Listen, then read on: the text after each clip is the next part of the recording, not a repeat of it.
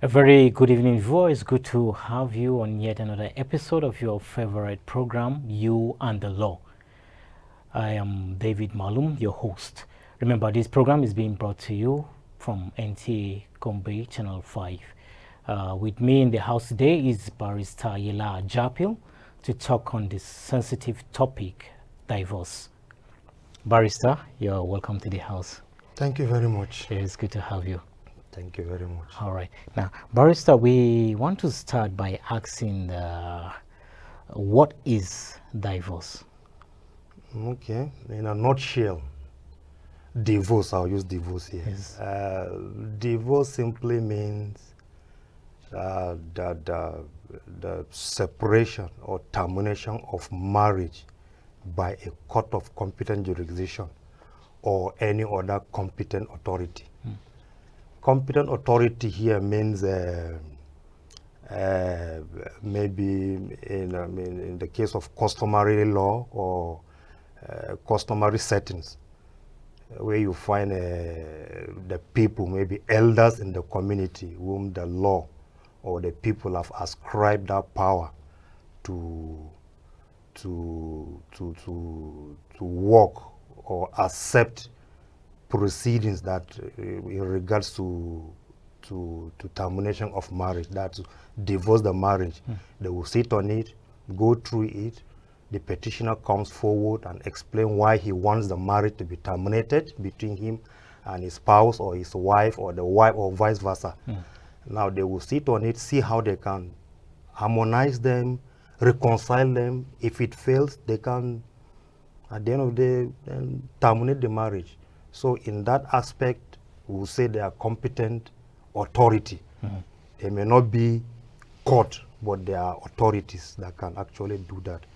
But aside that, mostly is the court that actually terminate marriage or divorce marriage. All right. Well, thank you so much for that input, Barrister. But we want to know, Barrister, the divorce being sensitive in its own self, right? Is there any law or act governing divorce in Nigeria? Well, formally, we have two authorities, or rather two laws that governs the proceeding or the aspect of divorce in Nigeria. We have the Matrimonial Causes Act of 1970 and the Matrimonial Causes Rules of 1983. These are the two authorities. These are the two laws that governs the aspect of divorce in Nigeria. Okay. But don't forget, there are Islamic injunctions that governs divorce, and there are other customer that's informal this time around, we will say. But formally, these are the two acts or laws that governs divorce. There is aside that, or rather below that, you have the Islamic injunction. That is Islamic law, where the aspect of divorce is being laid down, how the proceedings of divorce should be carried out. That too is law. But the principal law that governs divorce in Nigeria, that's we are talking about what do you call it? That is a marriage under the act. So two laws handles that one, the Matrimonial Causes Act and the Matrimonial Causes Rules. Okay. So maybe later we'll go. Okay. All right. Thank you so much for that input, Barrister.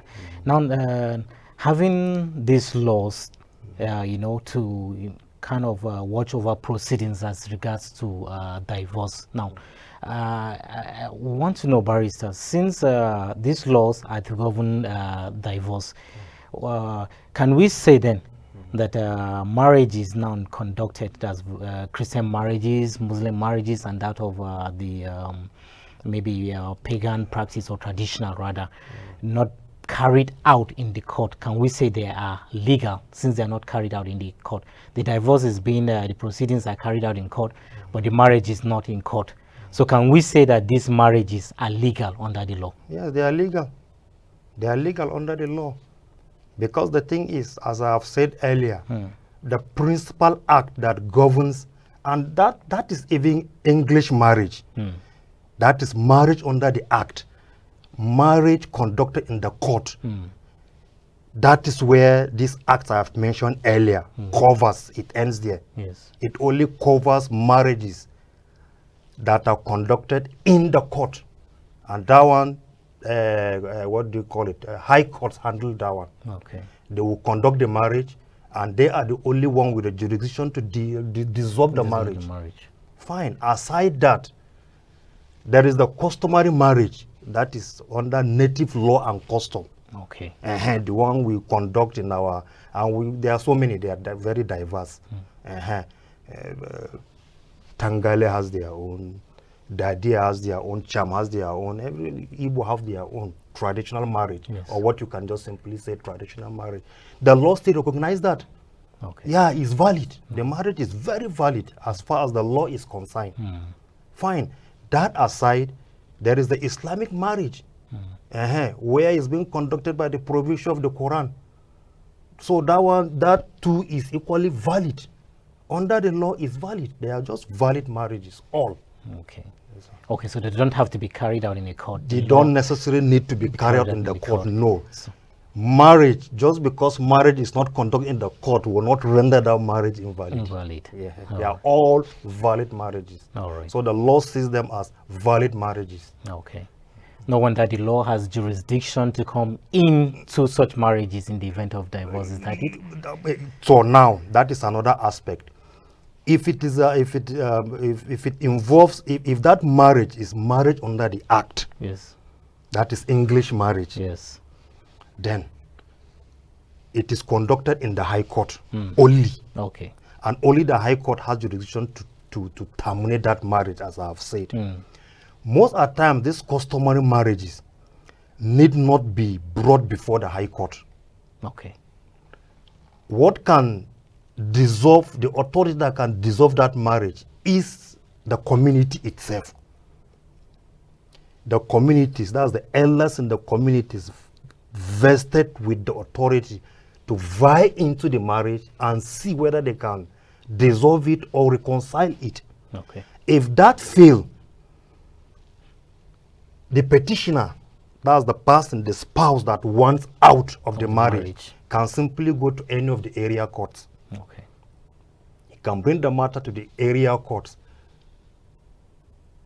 which we can equally call customary courts. Any of them, any of the area court. Table is issued there. This is issued. This is why he wants the marriage to be terminated. So the court can determine the marriage. Now, under the Islamic law, mostly is the woman, the aggrieved woman in the marriage, that usually comes to the court, equally customary court. There, they can sit in the issue. So that is all. High Court simply handles the marriage she conducted. Okay. It stops there. It that stops is there. Marriage under the act.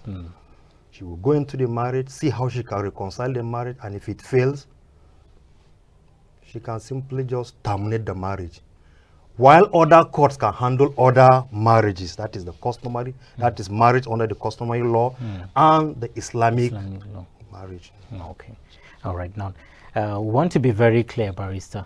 Now, does that mean that all courts, or do all courts have jurisdiction to try divorce cases? Not all courts. Okay. Not all courts. Like, for instance, magistrate courts don't have jurisdiction over marriage issue. They cannot terminate marriage.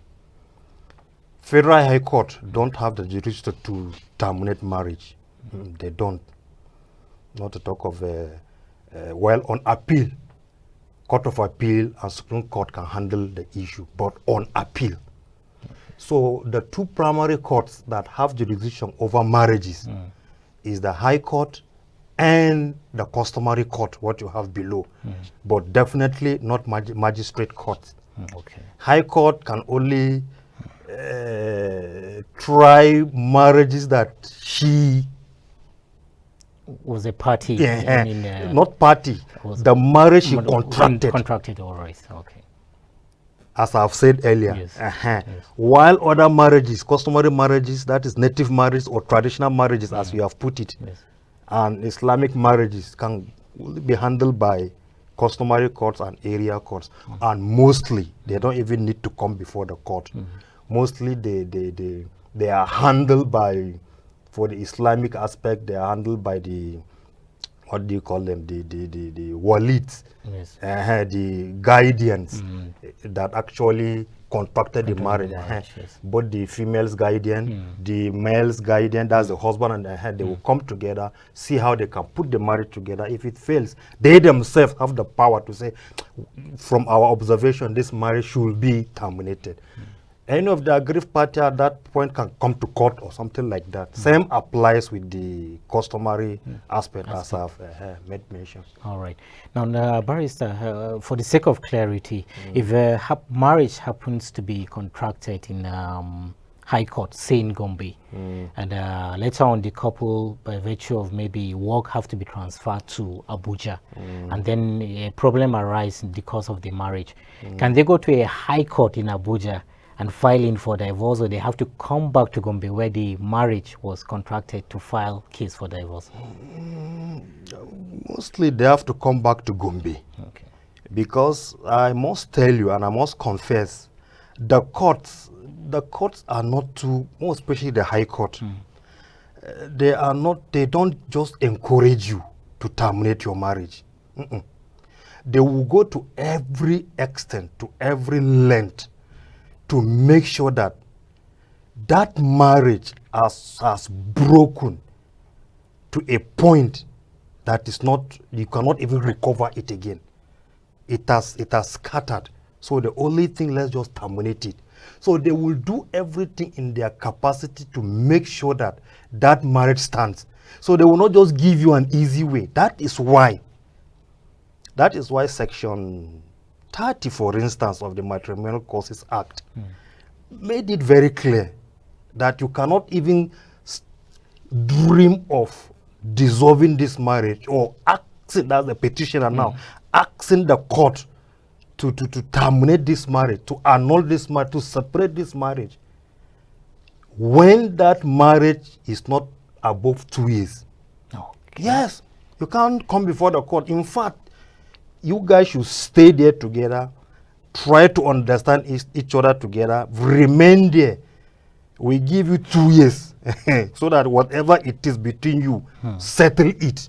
2 years is enough for you to settle yourselves. So first thing they will ask you is, how long is the marriage? That is number one prerequisite. How long is the marriage? If you say, well, it's 1 year, 8 months. No, we can't entertain that marriage. We can't entertain your petition to dissolve the marriage. Go until that marriage is 2 years, above 2 years, then come. Now we'll talk. Do you understand? So they can't just give you the free. If this marriage is contracted in Gombe, you better come back to Gombe. In fact, if the judge that contracted the marriage, the case will be sent to that judge, so that the thing is, see how you can settle these people. What the court do, the court is not too strict about a petitioner just come in, you as a petitioner just waltz into the court. I want this marriage to be terminated, and these are my reasons. She doesn't do this, she doesn't. No, the court will first of all try to see how she can settle you guys. See, Mr. Man, is it the only reason? Take it. That is what the court normally do. She will see how she will settle the parties until it becomes evident that the marriage has broken down beyond redemption.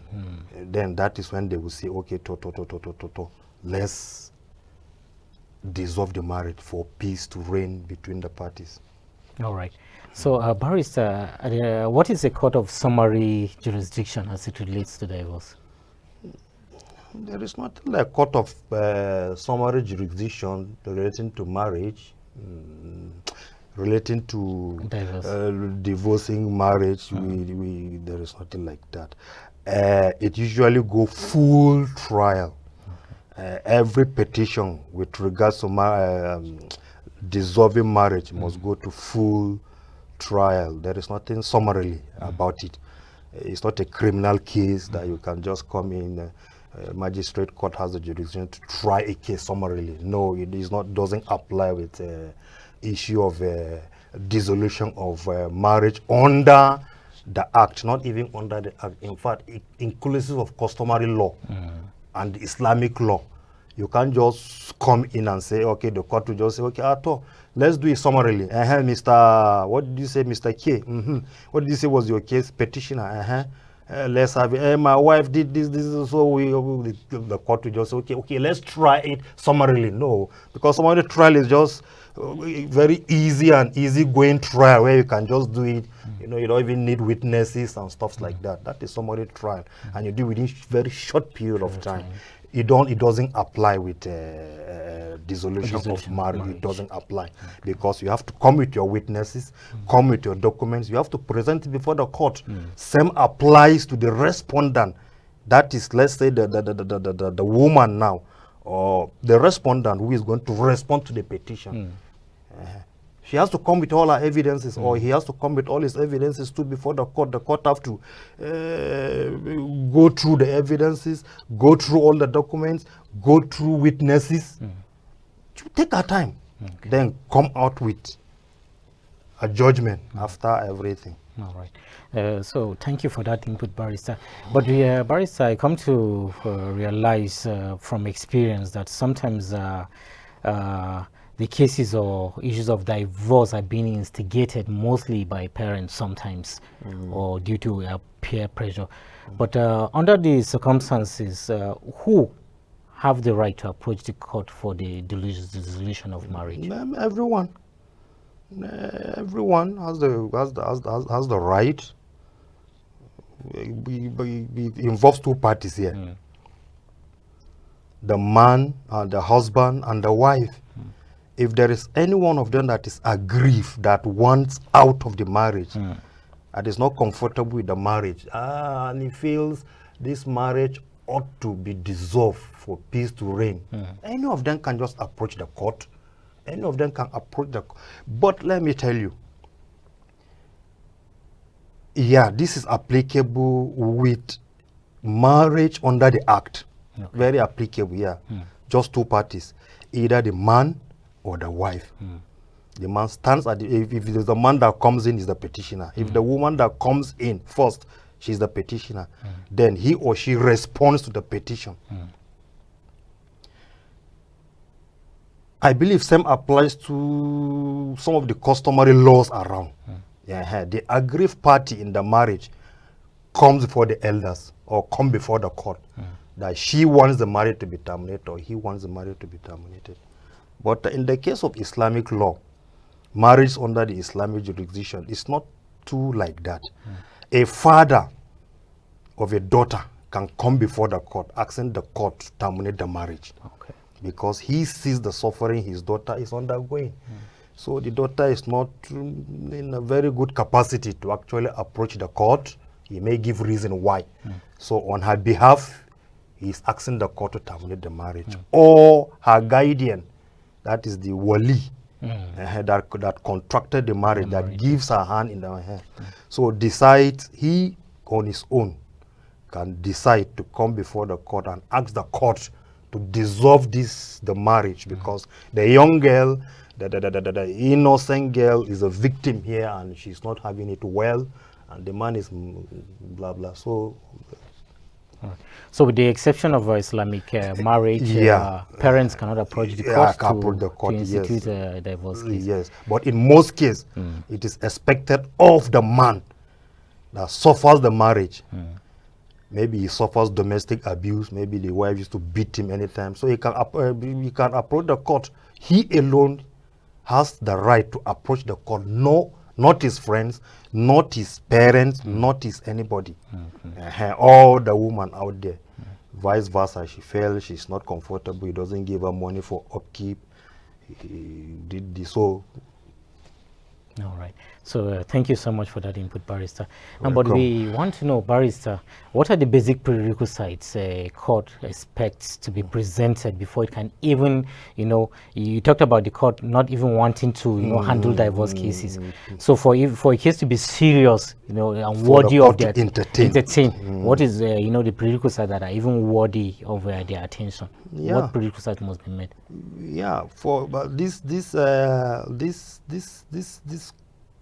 question has been taken care by section 15 of the Matrimonial Causes Act. I think section 15 to section 16. I think it made it clear there that you can only approach the court when that marriage under the act was duly contracted in the court, number one. Okay. Number two, you have grounds, concrete and reasonable grounds why the court should entertain the matter. And these grounds are spelled out under the said provision I just mentioned.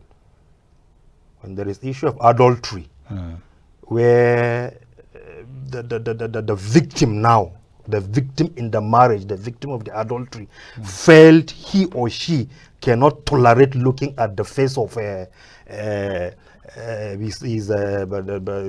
other part, the other spouse. You feel he cannot stand or she cannot. She can ask the court she can come to the court and ask for dissolution of the marriage. That's adultery, number one. If the marriage is not consumable, if there is no consummation in the marriage, where any of the party don't just don't offer, doesn't show any interest in sex, doesn't offer sex, if there is sexual breakage for a very long period of time, you can approach the court and ask the court to terminate the marriage. This very particular provision applies even in the Bible, as well as the Quran, all of them, the two. That's the issue of adultery and the issue of the lack of consummation of the marriage. Yes. Not this particular one, not with the exception of the Christian, anyway, the exception of Christianity, but both the Islamic law and the marriage under the act is okay. It's a very good ground for divorcing the marriage. But adultery, as I've said earlier, adultery is a very good ground for both the marriage under the act, Christianity, as well as the Islamic law, and equally with the customary law. Yes. Though in the customary law and the native, not every, it's not too general. There is no general application to the customary law, because in some community, you can't just come and tell us that your wife committed adultery with your friend, you want to terminate that marriage. No, it's okay now. Some people find it okay in some communities. But usually, it's a very good ground. I think majority of the customary law will see it as a very good ground why the marriage shall be terminated.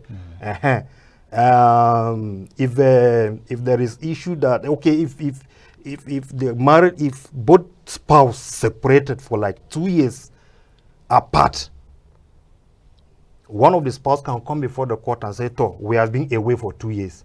And nothing is happening concerning the marriage. I apply the marriage to be terminated. It's another ground. And when there is another separation for 3 years again, without nothing, just, it's very technical between the first one and the second one, but they are still saying the same thing. Yes. But more importantly is that when there is abandonment, when the husband or the wife decided to abandon the marriage for no reason and just walk away for 1 year, it's a very good reason to terminate the marriage. Same thing applies with Christianity, because like Matthew, 1 Corinthians 7 made it very clear, if there is abandonment and obviously that person is not coming back, it's a very good ground to dissolve the marriage. Same applies with the Islamic law, but I can't say more of customary law here. I don't know whether abandonment is part of it. When there are circumstances that made the marriage uncomfortable for any of the parties, for instance, cruelty, domestic violence, abuse, you don't provide food. Or these are some of the reasons. In fact, if you want, these aspects are very good ground where you can apply for your divorce, and the court will look into it. In fact, they may not have any chance to say no, you can't, don't tell us all these things. This particular one is also good. If you say, well, if she say, mostly the woman, he abused me every day if he comes, he beats me every day, and these are evidence of the court will just dissolve the marriage. And when if any of the party is away for 7 years and doesn't come back, you can dissolve the marriage because there is presumption of death here. Yes. We will presume that he has died. These are some of the prerequisites in which the court can entertain a case of divorce filed by a petitioner. All right. Thank you so much for that input, Barrister.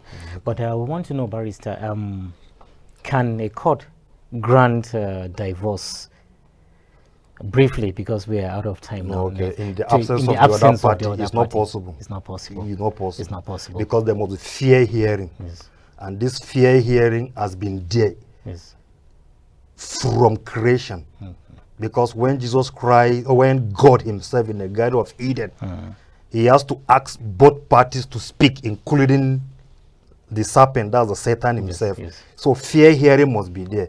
If you conduct the issue of divorce without the other party, that is not fair hearing. So both parties ought to be there. One party cannot succeed. Yeah. So briefly, Barrister, in the event that a spouse comes with a divorce letter from a court issuing it to a spouse that have received authority to divorce you, does that mean it's not valid? Because it's not valid. I have seen it in 2 cases. No, it's not valid. I just want to really be sure. No, it's not valid. I've seen it in 2 cases. No, it's not valid. It's not a valid No, it's not valid. There is a problem there. All right, all right. Yes, so briefly, maybe in 20 seconds, please, Barrister, we are out of time. What is your advice to our listener concerning divorce? Just in 20 seconds. I don't know. But let's say okay, more especially the young generation, those that are getting ready for marriage now. They should be very careful. They should know what they are getting into. This idea of divorce is not too good. It's not something. Marriages are meant to last forever. So you should study yourself, really get ready about it. You should know you are going into a serious contract. Go into the thing, stay into the marriage. I think it's better than all these things we see today. Get ready for marriage.